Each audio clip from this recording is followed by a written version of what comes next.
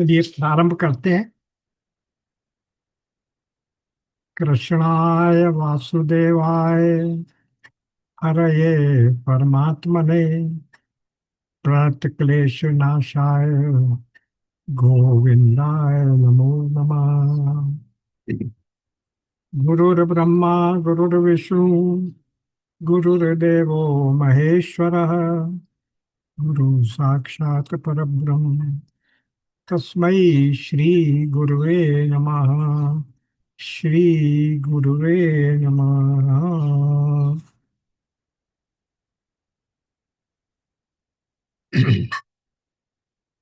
आज हम लोग काफी लंबे अंतराल के बाद मिल रहे हैं।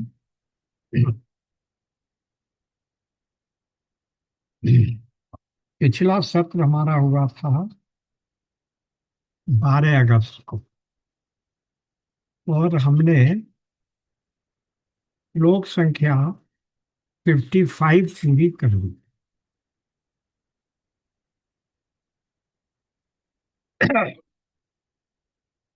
अब आज लोक संख्या 56 से प्रारंभ करते हैं। जो गीता प्रेस की छपी हुई पुस्तक है उसमें 2 श्लोकों का अंतर है, वो 2 श्लोक आगे चल रही है। तो अब इसमें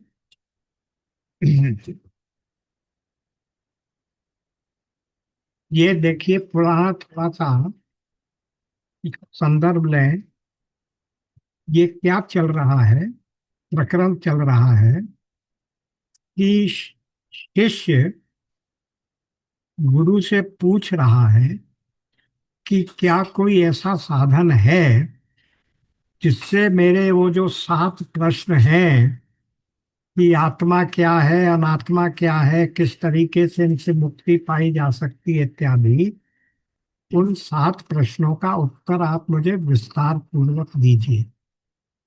गुरु ने क्या कहा कि हाँ, निश्चित ही इन सब प्रश्नों का उत्तर है, और वो मैं तुम्हें धीरे धीरे विस्तार पूर्वक एक एक करके समझाऊंगा।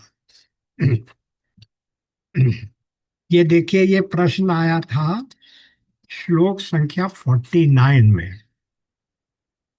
गुरु ने, पेज 82 है, क्या प्रश्न किए थे शिष्य ने? बंधन किसे कहते हैं, वह अस्तित्व में कैसे आया, और उसका ये अस्तित्व बना कैसे रहता है, उससे पूरी तरह से मुक्ति कैसे पाई जा सकती है, अनात्मा क्या है, परमात्मा कौन है, आत्म व अनात्म विवेक की पद्धति क्या है, कृपया ये सब मुझे समझाएं। तो इससे क्या प्रतीत हुआ कि शिष्य ने इन शब्दों की विस्तृत व्याख्या सुनने के लिए अपनी इच्छा जाहिर की है। वह वेदांत के सिद्धांतों को केवल बौद्धिक स्तर पर नहीं समझना चाहता, वह तो उन सिद्धांतों को जीवन में उतारने का इच्छुक है। इसलिए वो गुरु से स्पष्ट रूप से और आग्रह पूर्वक उन प्रश्नों को पूछ रहा है। और फिर गुरु क्या कह रहे हैं? गुरु ने कहा, ये कह दिया, अज्ञान की बेड़ियों से मुक्त, पेज 84 पर श्लोक 50 के उत्तर में, अज्ञान की बेड़ियों से मुक्त होने का उपाय केवल सैद्धांतिक ज्ञान को समझ लेना ही नहीं है, बल्कि उसके लिए तो अज्ञान जनित कल्पना से, अर्थात मन बुद्धि इंद्रियों से परे पहुंचकर सत्य का सीधा साक्षात्कार करना होगा, अपरोक्षानुभूति लेनी लेगी। इसलिए आचार्य ने कहा, तुम पर ब्रह्म को प्राप्त करना चाहते हो तो सत्य ही पर ब्रह्म है। इस तरह से गुरु ने शिष्य को आश्वासन दे दिया। और ये फिर श्लोक 55 तक गुरु उनको समझाते रहे। अब यहाँ ये ज्ञान शुरू होता रहे। गुरु के द्वारा वो ज्ञान प्रारंभ होता है जिससे वो मोक्ष को प्राप्त कर सकता है या ब्रह्म आत्म ऐक्य बोध को प्राप्त कर सकता है। अब देखिए क्या कह रहे हैं। मोक्ष की प्राप्ति न तो योग द्वारा, न सांख्य द्वारा, न यज्ञ आदि कर्म द्वारा और न ही विद्या द्वारा संभव है। यही बात कठोपनिषद में और मुंडक उपनिषद में भी आई है कि मोक्ष की प्राप्ति योग, सांख्य, यज्ञ, दान, तप इत्यादि इनमें से किसी भी कर्म कांड से संभव नहीं है। तो फिर किससे संभव है? ब्रह्म आत्म ऐक्य बोध से ही मुक्ति संभव है। ये बात हम लोग गीता में भी करते आए हैं। मुख्य सिद्धांत वेदांत का यही है कि हम क्योंकि ब्रह्म ही हैं, लेकिन अविद्या जनित उपाधि के कारण, अविद्या रूपी उपाधि के कारण हमने अपने को शरीर मन बुद्धि समझ रखा है, अपने जड़ को हमने वास्तविक मान रखा है। इसलिए जब तक ज्ञान नहीं होगा और उस ज्ञान के द्वारा वो हमारा भ्रम कि हम शरीर हैं, हम कर्ता भोक्ता हैं, हम सुखी दुखी होने वाले हैं, तब तक हम उस ब्रह्म को प्राप्त नहीं कर पाएंगे। तो ये होगा कैसे कि जो मेरी आत्मा है, प्रत्येक आत्मा वही ब्रह्म है। तो ये ब्रह्म आत्म एक बोध ही अपने आप में मोक्ष है। जैसे ही हमने ये समझ लिया कि मैं ही आत्मा हूँ, शुद्ध बुद्ध मुक्त आत्मा हूँ, और मुझ में और ब्रह्म में कोई अंतर नहीं है, तो फिर मैं क्या हो गया? सत्य चित आनंद स्वरूप, सत्यम ज्ञानम अनंतम ब्रह्म, मैं वही हो गया। तो ब्रह्म और आत्मा में कोई भेद नहीं है। ये बात समझने पर ही हम मोक्ष को प्राप्त करेंगे। मोक्ष का अर्थ क्या है? कि ये जो जन्म मरण का बंधन हमारे पीछे लगा हुआ है, कर्तापन भोक्तापन का जो बंधन हमारे पीछे है, और उस कर्तापन के कारण से जो सुख और दुख हम भोगते हैं, यही सब हमारा बंधन है। तो ये बंधन कब छूटेगा?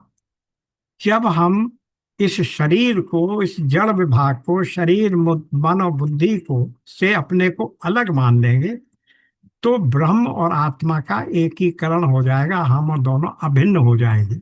यानी तत्त्वम असि, जो तू है वही मैं हूं, जो मैं हूं वही तू है। ये भाव जब आ जाएगा तो वही हमारा मोक्ष है। क्योंकि जब हम ब्रह्म ही हो गए, तो ब्रह्म के बाद ब्रह्म में ना तो सुख है ना दुख है। ब्रह्म तो सदा आनंदमय है। सुख, देखिए सुख क्या है? सुख की एक सीमा है। सुख और दुख अलग है, पर आनंद वो है जो हर देश, हर काल, हर परिस्थिति में रहता है और एक सा ही रहता है। तो फिर हम क्या हो गए? सत हो गए, चित हो गए, आनंद स्वरूप हो गए, सत्यम ज्ञानम अनंतम ब्रह्म हो गए। तो वही हमारा मोक्ष है, क्योंकि फिर उसमें जीवन मरण नहीं है, सुख दुख नहीं है। तो यही वो कह रहे हैं। अब आगे समझिए। ब्रह्म आत्म एक बोध से ही मुक्ति संभव है, अन्य किसी उपाय से नहीं। यदि शिष्य बिना लगन के केवल यंत्रवत साधना करता है, तो ऊपर बताए हुए किसी भी मार्ग से वो अपने लक्ष्य तक नहीं पहुंच सकता। ऊपर क्या क्या बता दिए, वही सब बता दिया, योग, स्वांग, ध्यान, तप इत्यादि।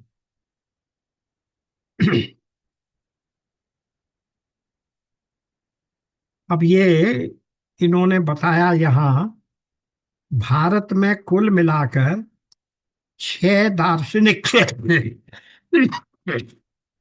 व्यवस्थाएं हैं। यहाँ उनमें से कुछ ही गिनाई गई हैं। व्यापक अर्थ में इन्हीं के अंतर्गत अन्य विचारधाराएं आ जाती हैं। योग से श्री शंकराचार्य का आश्रय रहस्यवाद से है, जिसका विकास हठ योग की क्रियाओं द्वारा हुआ है। जो पतंजलि योग के अष्टांग योग है उसकी बात हो रही है। जहां तक सांख्य दर्शन का सवाल है, वो तो वेदांत के प्रमुख मूल स्रोतों में से एक ही है, क्योंकि सांख्य और ज्ञान एक ही बात है। सांख्य से ही उद्भूत होकर, उसी ज्ञान से उद्भूत होकर, विकसित होकर वेदांत दर्शन अधिक सुस्पष्ट और सुसंगत बना और वैचारिक विवरण की दृष्टि से पूर्ण हुआ। ये सांख्य के बारे में जब हम लोग कर रहे थे गीता का अध्याय 2, तब वहां विस्तार पूर्वक समझाया था, क्योंकि दूसरे अध्याय का क्या नाम है, सांख्य योग दर्शन। तो वो सांख्य क्या है, ये बात बहुत विस्तार से हम लोगों ने 2-3 सेशन लिए थे। तो ये बताया था कि सांख्य शब्द की उत्पत्ति कहाँ से, उसका उपदेश क्या है, सांख्य पर किन किन ने विचार किया है, और सांख्य दर्शन के प्रणेता कौन है, ये सब बात हम लोग करते थे।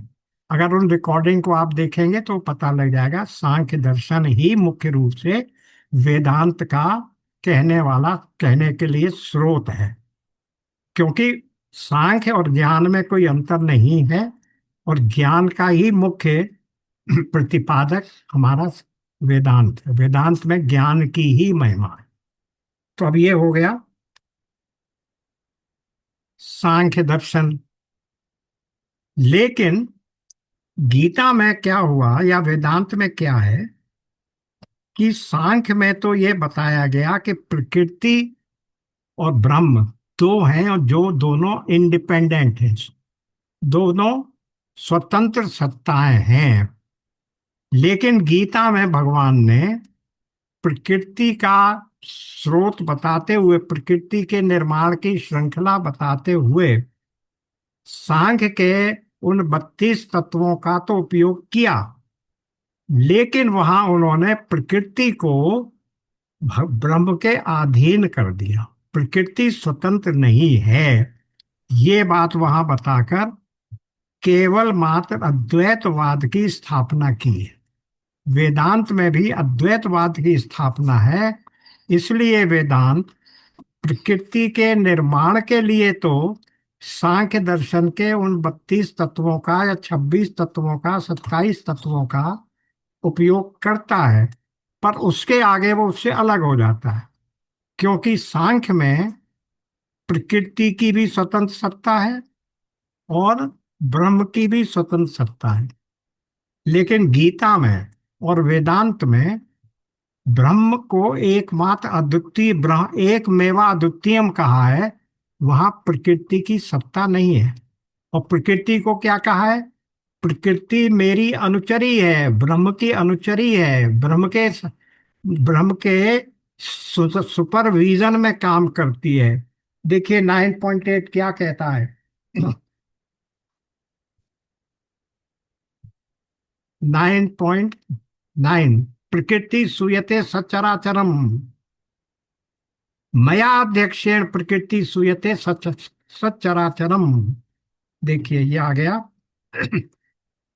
9, 9 का, ये देखिए, ये है श्लोक 10, 9.10।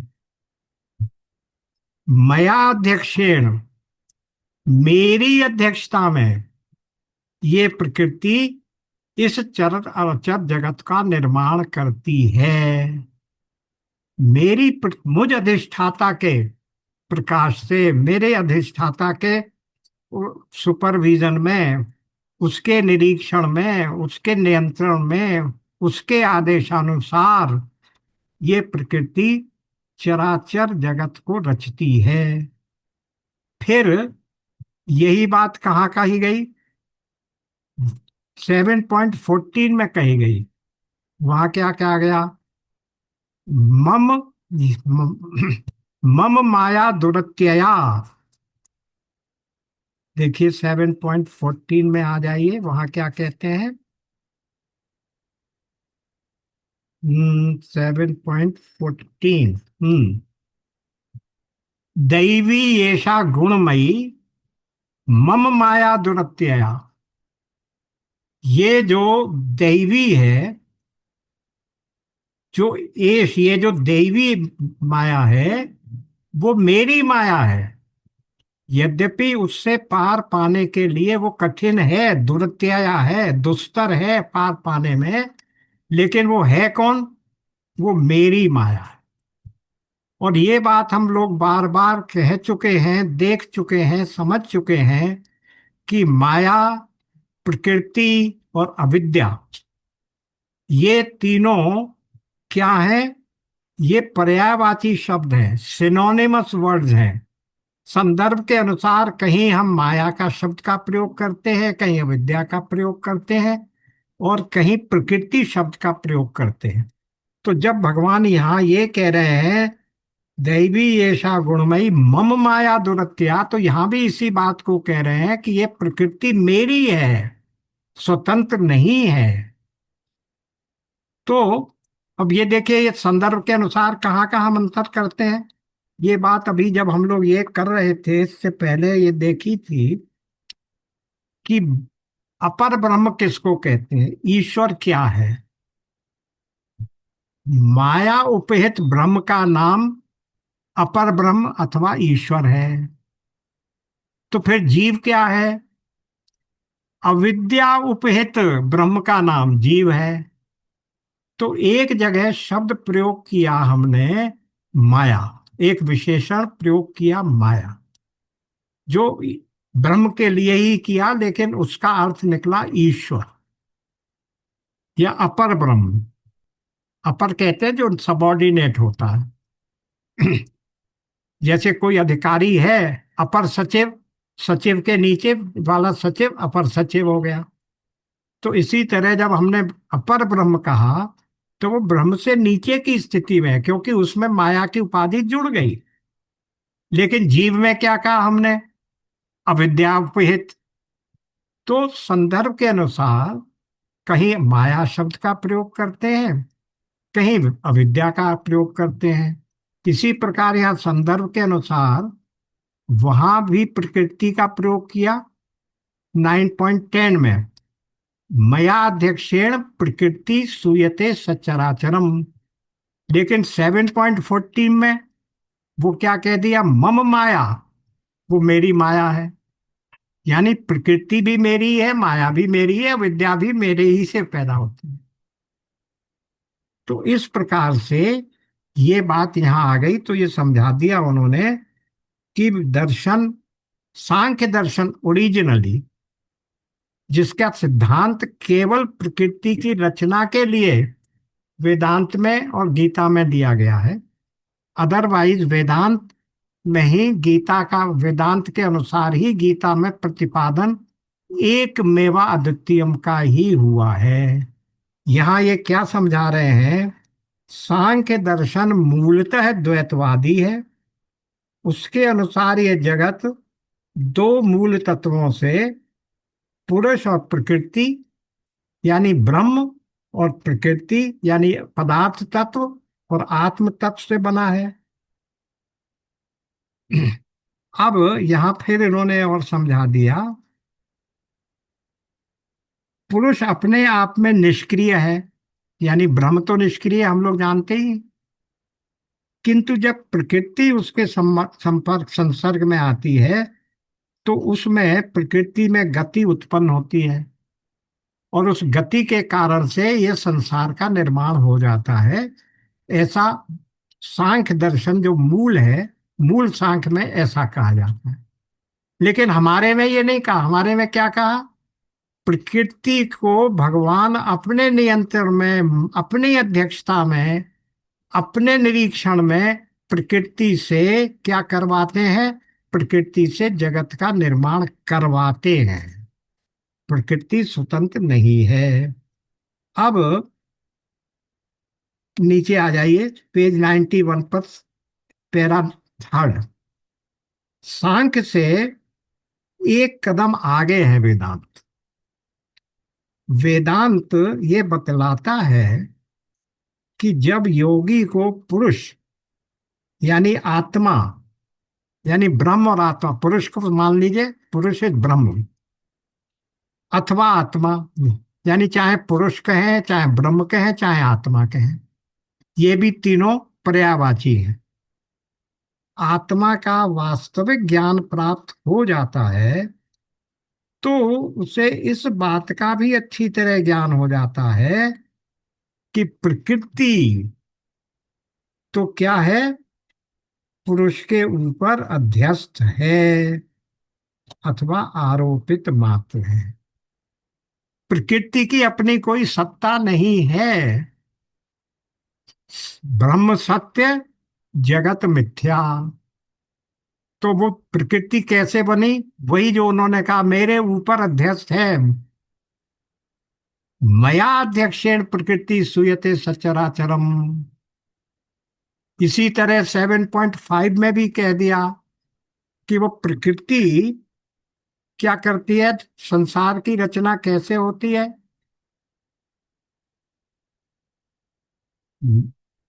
देखिए, संसार की रचना कैसे होती है।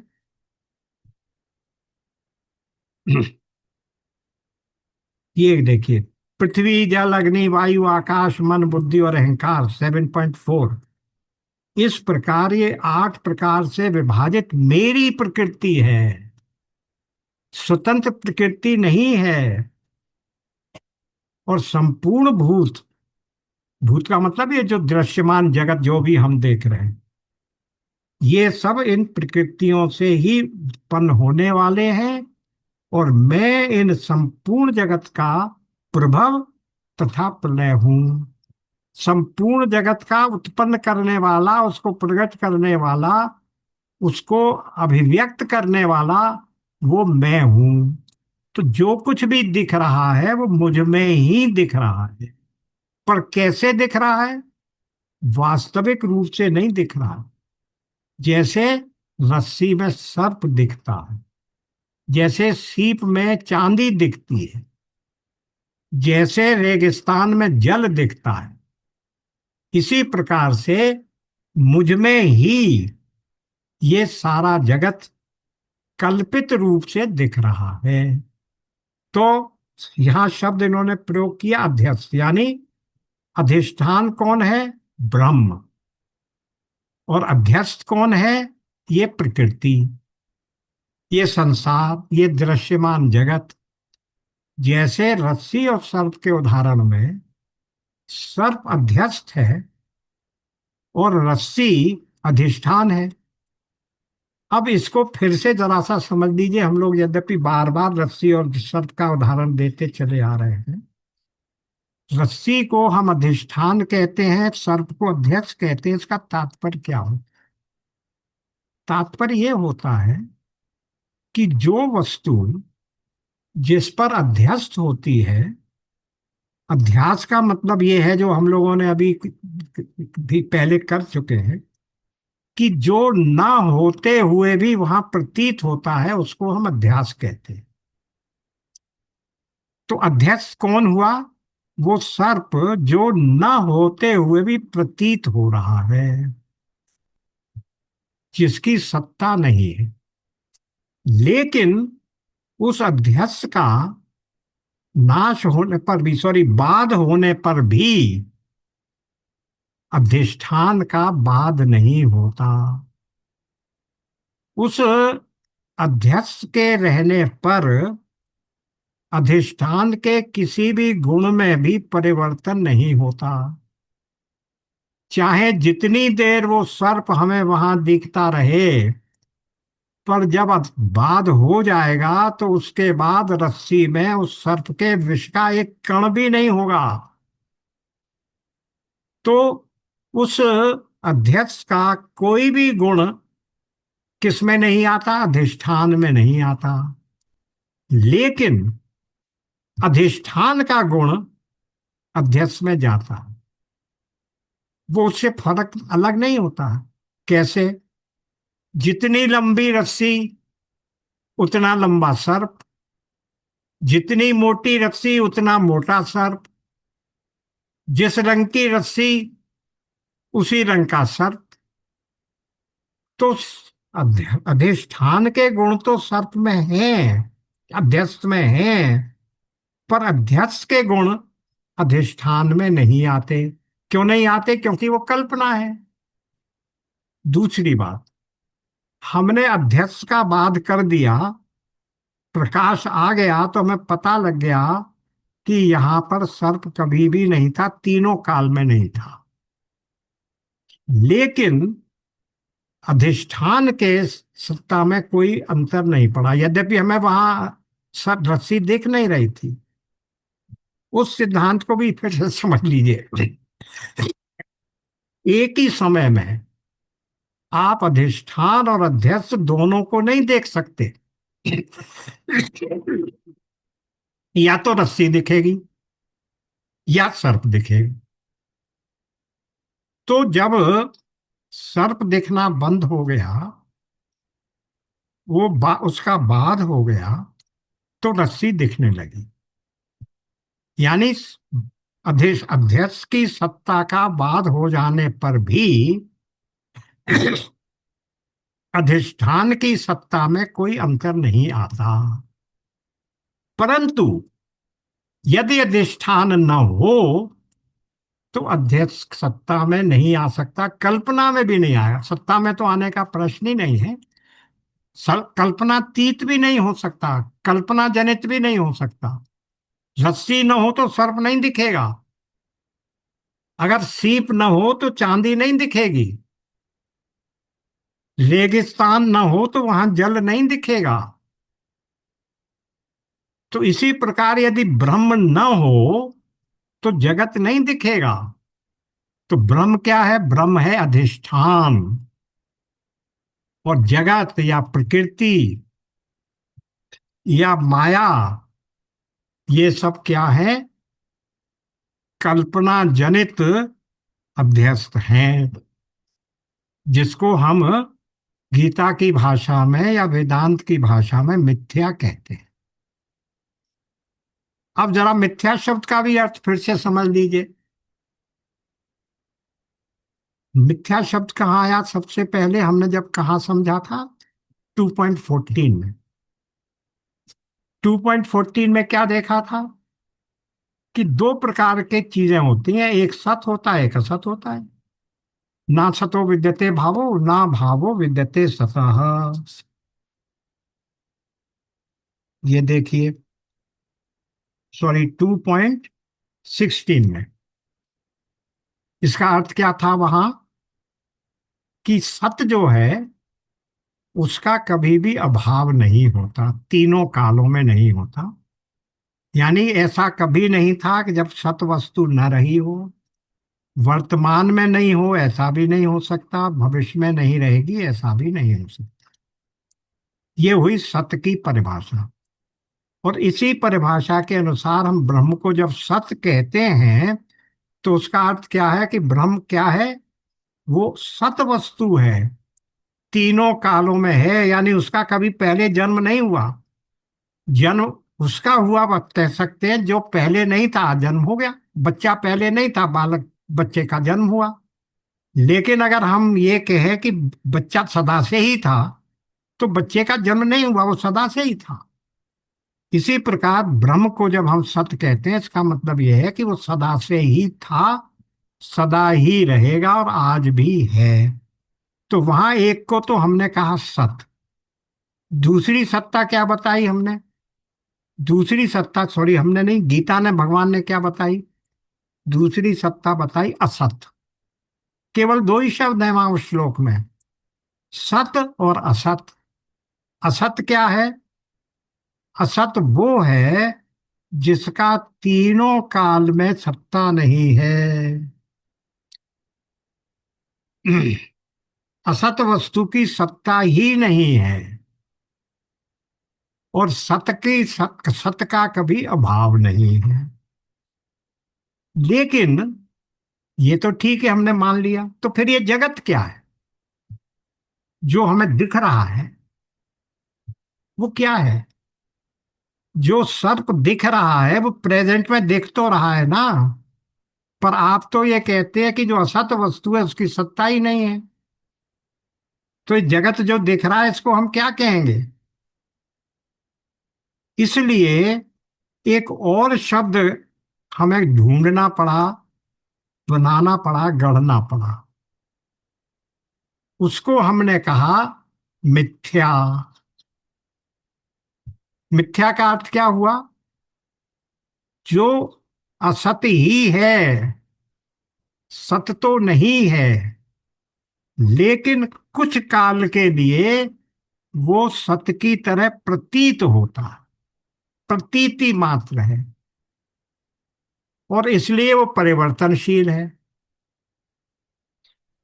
जो भी इस प्रकार की मिथ्या वस्तु होगी वो धीरे धीरे बाध को प्राप्त हो जाएगी, नाश को प्राप्त हो जाएगी।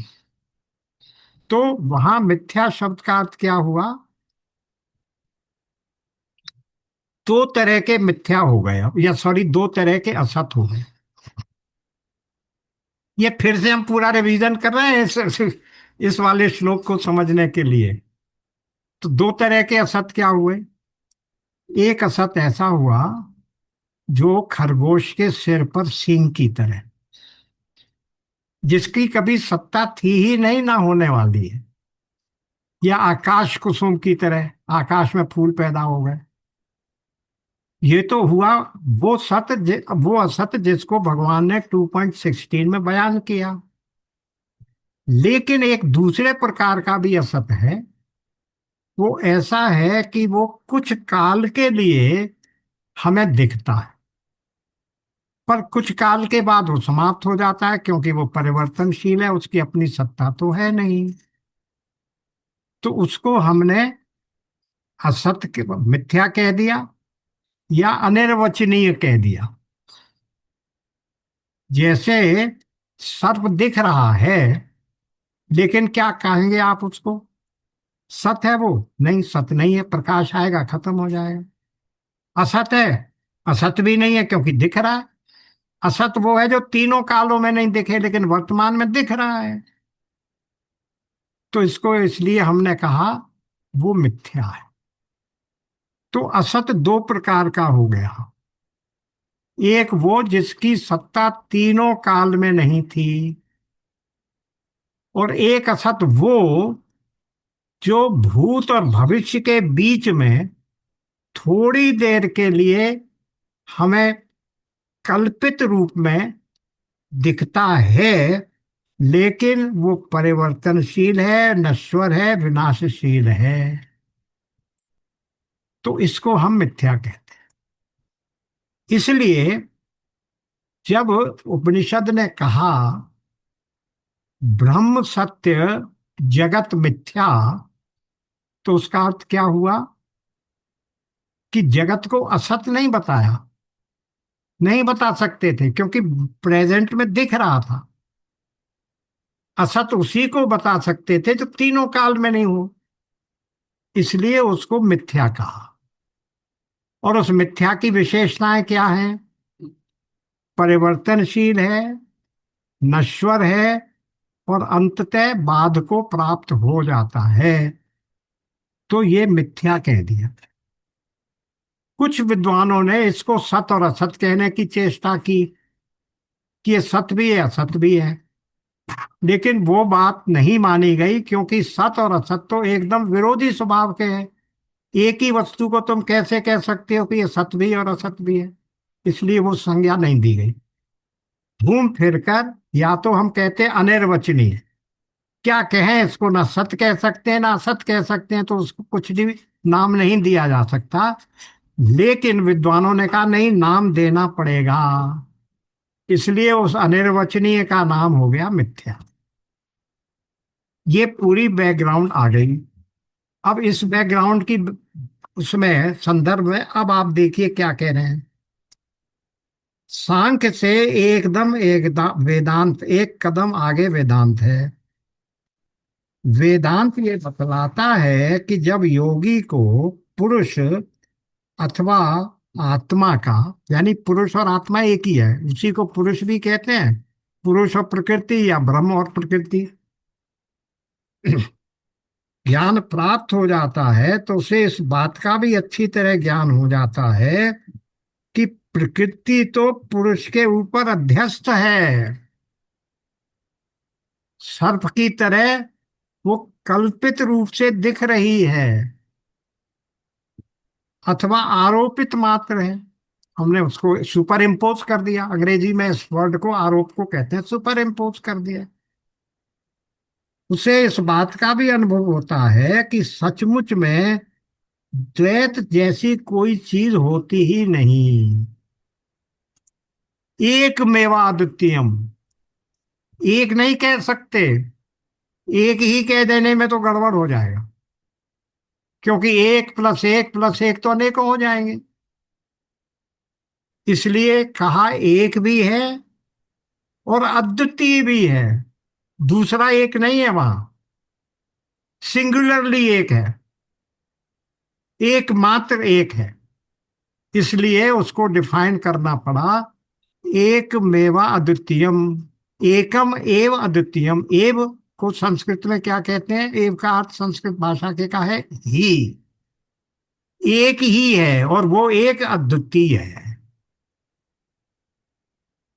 अब आगे चलिए। सचमुच में द्वैत जैसी कोई चीज नहीं होती, मात्र शाश्वत सत्ता ही अस्तित्व में होती है, जो सर्वत्र व्याप्त है, सूक्ष्म से सूक्ष्म में भी व्याप्त है, और ये शुद्ध चित्त का ही रूप है। अब यहां चित्त शब्द को समझ लीजिए। पहले तो कह दिया सत्य है। अब जो हम सत्य चित्त आनंद बोलते हैं, वहां इस चित्त के नीचे हलंत लगा हुआ है। और जब हम मन बुद्धि चित्त अहंकार बोलते हैं तो वहां चित्त के ऊपर एक डंडा लगा हुआ है, वो चित्त है। ये चित्त है, यानी चित्त। ये हमारा ज्ञान स्वरूप है, हमारी चेतनता को अभिव्यक्त करता है ये शब्द चित्त। तो ये शब्द शुद्ध चित्त का ही रूप है। अब यहां एक बात और थोड़ी सी गूढ़ आ रही है। ये जो हम कहते हैं ना कि वो व्याप्त है, जैसे ही आप ये कह देंगे कि वो वस्तु व्याप्त है, तो आपको ये स्वीकार करना पड़ेगा कि कोई दूसरी वस्तु है जो व्याप्य है। किसमें व्याप्त है? इसका मतलब द्वैत हो गए।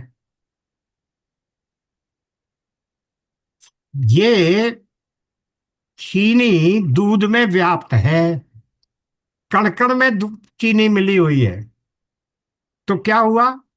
चीनी जो है वो व्याप्त है, व्याप्त होने वाली वस्तु है, और दूध वो है जिसमें वो व्याप्त हो गई, व्याप्त हो गई। तो जब हम ये कहते हैं कि ब्रह्म सर्वत्र व्याप्त है, तो इसका मतलब क्या हो गया? कि कोई दूसरी वस्तु है जिसमें वो व्याप्त है, व्याप्त होना चाहिए वहां। लेकिन इसको, इस शंका का समाधान करने के लिए, व्याप्त और व्याप्त की प्रकृति का के शंका का समाधान करने के लिए क्या कह दिया? सर्वत्र व्याप्त है। यानी जो कुछ भी है वही वही है, चाहे उसे व्याप्त कह लो चाहे व्याप्य कह लो, दूसरी वस्तु नहीं है। लेकिन फिर भी ये शब्द कंफ्यूजन क्रिएट करने वाला है, इसलिए जो गूढ़ इसकी व्याख्या है वहां व्याप्त शब्द नहीं आता ब्रह्म के लिए। अब आगे चल देते हैं, आगे चलिए। प्रस्तुत श्लोक में अब हमने दो चीजें समझ ली, प्रकृति क्या है, ब्रह्म क्या है। सांख्य क्या है वो भी समझ लिया। और माया। कौन सा योग दर्शन, पातंजलि का योग दर्शन, वो क्या है ये समझ लिया हमने। फिर दूसरा भी समझ लिया, कौन सा है वो, कठ योग।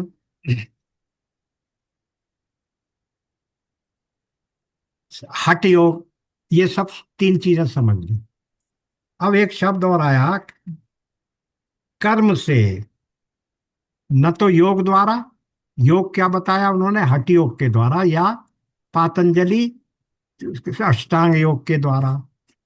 न सांख्य द्वारा, सांख्य उन्होंने समझा दिया, सांख्य द्वैत को मानता है, हम अद्वैत को मानते हैं। न यज्ञ आदि कर्म द्वारा। अब ये कर्म को बता रहे हैं। प्रस्तुत श्लोक में कर्म का प्रयोग मीमांसा दर्शन में प्रयुक्त कर्म या अनुष्ठान से है। मीमांसक, तो छह दर्शन बताए थे ना, तो उनमें एक मीमांसा भी है। देखिए छह दर्शन कौन कौन से हैं, न्याय, वैशेषिक, फिर उसके बाद सांख्य योग, उसके बाद क्या नाम उसका अभी हमने देखा, वे, वेदांत योग, या वेदांत, या इसको हम कहते हैं उत्तर मीमांसा, फिर मीमांसा, और एक न्याय। क्यों, ये छह दर्शन है। तो यहां पर उन्होंने केवल तीन की व्याख्या की है, क्योंकि ऊपर ही लिख दिया कि भारत में कुल मिलाकर छह व्यवस्थाएं हैं, यहाँ उनमें से कुछ ही गिनाई गई हैं। तो कौन कौन सी गिनाई गई, एक कर्मयोग गिना दिया उन्होंने, यज्ञ आदि कर्म, एक सांख्य गिना दिया, एक योग गिना दिया। तो सांख्य का और योग का तो विस्तृत विस्तृत वर्णन कर दिया। अब क्या रह गया, कर्म रह गया। कर्म योग से तात्पर्य यहाँ क्या है, अनुष्ठान से है। मीमांसा ये पूर्व मीमांसा में है, वेदांत को हम उत्तर मीमांसा भी कहते हैं, क्योंकि वो सबसे अंत में आया। लेटेस्ट जो थ्योरी है वो वेदांत की है। मीमांसा कर्म कांड में विश्वास करते हैं, उनके अनुसार यज्ञ आदि कर्म करके मनुष्य पुण्य अर्जित करता है और स्वर्ग आदि का आनंद भोगता है। भोग लेने पर वे पुण्य क्षीण होते होते समाप्त हो जाते हैं, तब वो फिर धरती पर अवतरित होता है। क्षीणे पुण्य मृत्युलोकम विशंति, ये गीता के छठे अध्याय में कहा गया है। जब पुण्य क्षीण हो जाते हैं, आइदर इट इज सिक्स और इट इज एट्थ, किसी भी एक में है, मगर ये श्लोक है। पुण्य क्षीण होने पर वो फिर यही पृथ्वी लोक पर आ जाता है, और फिर उसे कर्म करने पड़ते हैं, और भोग लेने पर वे पुण्य क्षीण होते होते समाप्त हो जाते हैं, तब वो फिर धरती पर अवतरित होकर पुनः पुण्य संग्रह करने के लिए यज्ञ आदि कर्म करता। और फिर ये पुनरपि मरणम पुनरपि जन्मम का चक्र चलता रहता है। पहले आपने पुण्य के अर्जित किए, स्वर्ग गए, पुण्य क्षीण हुए तो फिर आप आ गए, फिर आपने पुण्य अर्जित किए, मरकर फिर सब स्वर्ग गए, फिर पृथ्वी पर आ गए। यही तो बंधन है, इसी से तो मुक्ति प्राप्त करनी है। तो उनके लिए यही मोक्ष है, कह रहे भाई हम तो स्वर्ग चले गए। जीवन के संबंध में उनकी अंतिम धारणा यही है, इसे ही वे अमृतत्व मानते हैं। देखिए, अनुष्ठान कोई बहुत ही ध्येय वस्तु नहीं है, निग्लेक्ट करने वाली वस्तु नहीं है, क्योंकि इससे कम से कम आप संसार के पाप पुण्य में न फंसकर स्वर्ग के लिए तो कामना कर रहे हैं, धार्मिक कर्म तो कर रहे हैं, और जितनी भी कामनाएं हैं उनकी पूर्ति कर रहे हैं। इसलिए वेद में क्या है, 1,00,100,000 में से 80,000 कर्मकांड के श्लोक हैं, 16,000 उपासना कांड के श्लोक हैं, और मात्र 4,000 यानी 4% श्लोक ज्ञान कांड के। तो इसलिए वो कह रहे हैं उस कर्मकांड से कुछ प्राप्त होने वाला नहीं है। अधिक से अधिक तुम स्वर्ग चले जाओगे, पर स्वर्ग में भी जितने दिन की तुम्हारी क्रेडिट है उतना भोग भोगोगे, उसके बाद you will be again turn down, जाओ नीचे अपनी पृथ्वी पर। अब दूसरी बात और क्या कह रहे हैं अब यहाँ, और क्या शब्द आया था, ना ही विद्या द्वारा संभव है। अब ये कैसे कह दिया, हम तो रोज यही कहते हैं, जिते ज्ञानानंद मुक्ति, ज्ञान के बिना मुक्ति कह नहीं होती, आप कह रहे हैं विद्या के द्वारा भी संभव नहीं है मुक्ति। तो ये कौन सी विद्या की बात कर रहे हैं, समझिए।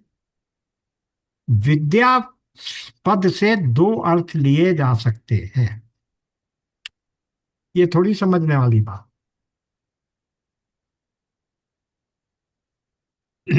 एक क्या है, एक तो वैदिक संदर्भ में, दूसरे उसके शाब्दिक अर्थ में। वैदिक संदर्भ में विद्या का अर्थ ध्यान और भक्ति युक्त उपासना है, जिसमें बुद्धि अपने अहंकार के घेरे से बाहर आने का प्रयास करती है।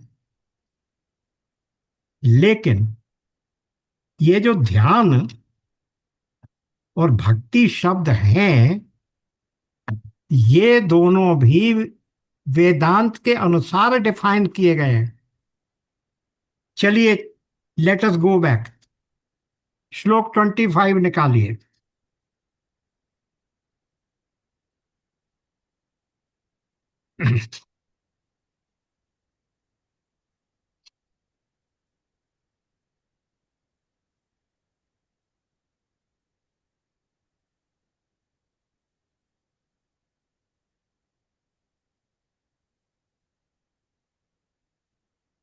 हम्म, क्या कह रहा है वो, परिभाषा दे रहा है।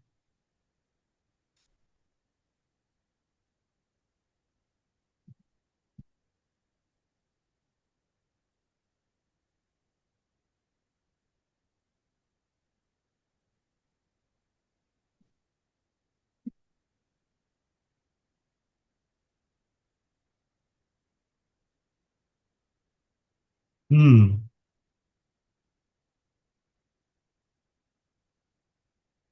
कहाँ था वो श्लोक,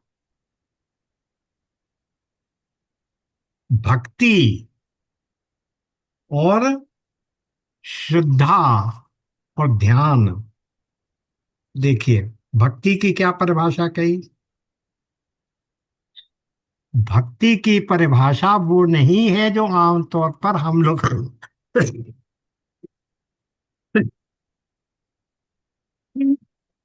समझते हैं। भगवान के मंदिर में जाकर दर्शन करना, अपने घर के ठाकुर जी को स्नान कराकर पोशाक पहनाना और घंटी बजाकर उनका अर्चन करना, ये भक्ति नहीं है। भक्ति की परिभाषा वो यहां पहले ही दे चुके हैं, श्लोक पेज 53।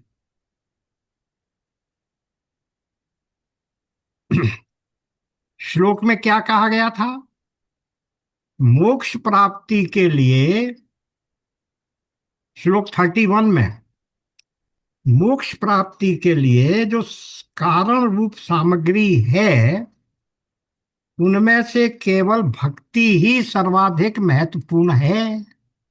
ये यहाँ कह चुके हैं। यहां भी क्या कह रहे हैं? यहां भी यही कह रहे हैं जो अभी हम लोग देख रहे थे। कहाँ देख रहे थे? देखिए, विद्या की बात देख रहे थे। कौन सा नंबर श्लोक था वो? हाँ, यहां भी वो क्या कह रहे हैं? वैदिक संदर्भ में विद्या का अर्थ ध्यान और भक्ति युक्त उपासना है। तो यहां भी भक्ति की बात आ गई। लेकिन वहां उन्होंने भक्ति को कैसे डिफाइन किया? 31 में भी यही कहा था, 31 में भी यही कहा था कि सर्वाधिक उपयुक्त साधन भक्ति है। पर आगे देखिए, अपने वास्तविक अर्थात सत्य स्वरूप का अनुसंधान करना ही भक्ति है। दिस इज द वेदांतिक परिभाषा ऑफ भक्ति। भक्ति दीपक जलाकर घंटी बजाकर भगवान का अर्चन करना मात्र ही भक्ति नहीं है। वो क्या है? वो अनुष्ठान है, वो कर्म कांड है। वास्तविक भक्ति क्या है? सत्य स्वरूप का अनुसंधान करना ही भक्ति है। और इसी प्रकार उन्होंने फिर क्या कहा? इससे पहले आ जाइए श्लोक 21 पर। श्रद्धा क्या है? श्रद्धा के नाम पर पेज 43, श्लोक 25। श्रद्धा के नाम पर भोले भाले समाज का सफलतापूर्वक शोषण कतिपय कतिपय धूर्त पंडितों ने किया है। श्रद्धा अंधविश्वास नहीं है, जैसा कि उपर्युक्त परिभाषा से स्पष्ट है। श्रद्धा क्या है? गुरु व शास्त्रों के वाक्यों में निहित गुह्य गंभीर अर्थ को समझने का बौद्धिक प्रयास। यहां भी वही है, बौद्धिक प्रयास है। किसको समझने का? शास्त्र में निहित जो गुह्य गंभीर, जो गहरे अर्थ हैं, डीप मीनिंग है, उनको गुरु की सहायता से समझने का प्रयास का नाम श्रद्धा है। यानी गुरु और शास्त्र में विश्वास रखकर जब आप उनका अध्ययन करोगे, सुनोगे, तभी आपको ज्ञान प्राप्त होगा। इसीलिए 4th चैप्टर में क्या कह दिया? श्रद्धावान लभते ज्ञानम। ज्ञान तभी आत्मसात होगा जब गुरु और शास्त्र में श्रद्धा होगी। लेकिन श्रद्धा क्या है?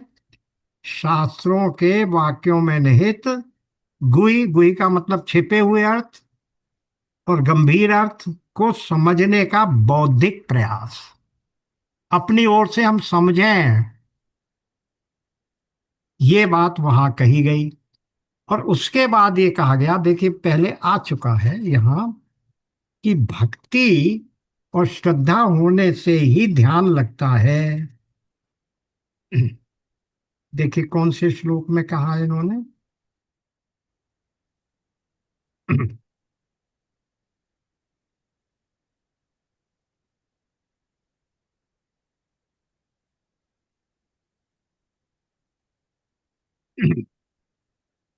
इन्होंने कहा भक्ति और ज्ञान, भक्ति और श्रद्धा से ही क्या पैदा होता है?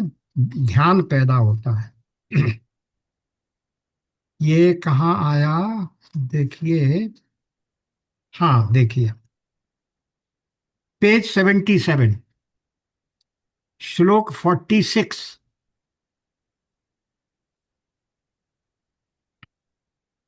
श्रद्धा और भक्ति द्वारा ध्यान में मदद मिलती है, और उसमें एकाग्रता आती है। और इन तीनों का जब संयोग होता है किन तीन का? श्रद्धा, भक्ति और ध्यान। तब साधना में पूर्णता आने लगती है। और ऐसा क्यों होता है वो बता रहे हैं। बात यह है कि श्रद्धा से भक्ति सुदृढ़ होती है। और जिसके पास श्रद्धा और भक्ति दोनों हो गई, श्रद्धा से भक्ति सुदृढ़ होगी तो मुझ पे तो श्रद्धा, ध्यान। उसके द्वारा मेरी भक्ति सुदृढ़ हो गई। तो जिसके पास ये दोनों हैं उसके लिए ध्यान बहुत आसान हो जाता है। बिल्कुल यही बात यहां फिर से एम्फिसाइज की जा रही है।